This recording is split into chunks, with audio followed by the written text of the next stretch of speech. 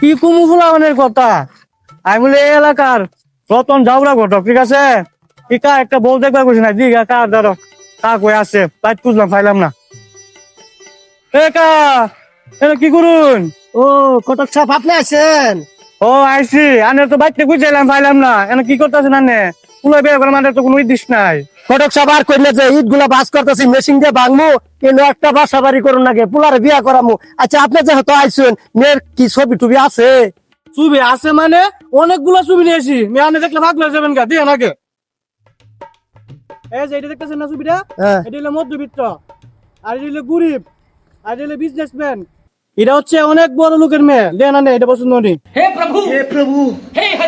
কটক সাহেব আপনি যে ছবিগুলা দেখাইছেন এর মধ্যে একটা ছবি পছন্দ হয়েছে। কটক সাহেব আপনি যে ছবি দেখাইছেন আমার কিন্তু পছন্দ হয়েছে, কিন্তু আমার একটা প্রস্তাব আছে। কি প্রস্তাব মেয়ে আনের, কোন তাড়াতাড়ি? কিন্তু প্রস্তাব বলতে আপনি আগে ছবিটা নেন, কিন্তু ছেলেরে তাহলে একটা প্লেট বাসা করে দূর রাখবো। কিন্তু আরেকটা কথা আছে, মেয়ের জন্য একটা ওয়াশিং মেশিন কিনে দূর রাখবো। কিন্তু এই যুগের মেয়েরা না কাপড় খসবার গেলে না আত্মুরা না গে জায়গা, এর জন্য পায় না একটা ওয়াশিং মেশিন কিনে দূর রাখবো।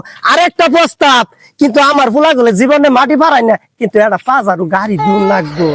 এটা যদি আজই থাকে মেয়ের বাপ, তাহলে আপনি বলবেন আমি আজই আছি। আর দেখেন না এগুলোর মধ্যে সব আমি 5 তলা 6 তলা বিল্ডিং করবো।